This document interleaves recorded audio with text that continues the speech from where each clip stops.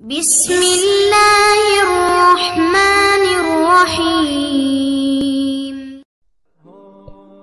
আসসালামু আলাইকুম প্রিয় দর্শক, ভয়েস ফর মুমিন চ্যানেলের পক্ষ থেকে আপনাদের সকলকে স্বাগত জানিয়ে শুরু করছি আমাদের নতুন একটি এপিসোড।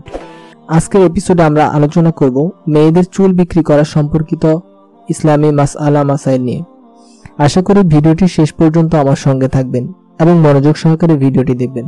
প্রিয় দর্শক, ভিডিওটি শুরু করার পূর্বে বলে নিচ্ছি, আপনি যদি আমার চ্যানেলে নতুন হয়ে থাকেন তবে please hit the subscribe button, আর যদি অলরেডি সাবস্ক্রাইব করে থাকেন তবে আপনাকে জানাচ্ছি অসংখ্য ধন্যবাদ।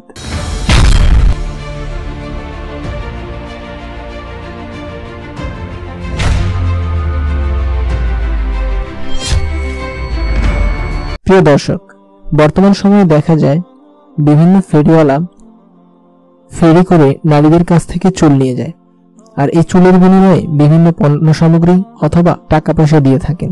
কিন্তু আমরা কখনোই খুঁজে দেখি না যে ইসলামে চুল বিক্রি করা জায়েজ নাকি না জায়েজ।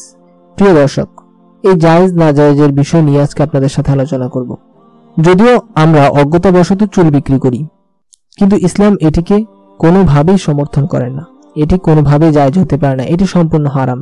কেননা মানুষের শরীর অথবা মানুষের শরীরের কোনো অংশ বিশেষ এগুলি কোনো ব্যবসায়িক পণ্য নয় এবং এটি মানুষের মালিকানাধীনও নয়। কাজেই মানুষের কোনো অঙ্গ প্রত্যঙ্গ অথবা এর কোনো অংশ বিশেষ বিক্রি করা বা তা দিয়ে ব্যবসা করা সম্পূর্ণ হারাম।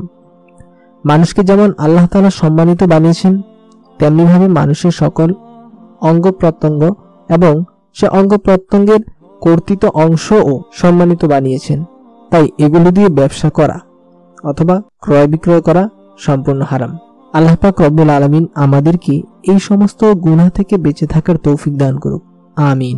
প্রিয় দর্শক, আজকের ভিডিওটি আপনাদের কেমন লাগলো, ভালো না খারাপ, অবশ্যই কমেন্ট করে জানাবেন। আর যদি ভালো লেগে থাকে তাহলে অবশ্যই লাইক করবেন। আপনার শুভাকাঙ্ক্ষী যাদেরকে আপনারা গুনাহ থেকে বাঁচাতে চান তাদের কাছে অবশ্যই শেয়ার করবেন। আজ এই পর্যন্তই, কথা হবে নতুন কোনো ভিডিওতে। ভালো থাকবেন। আসসালামু আলাইকুম।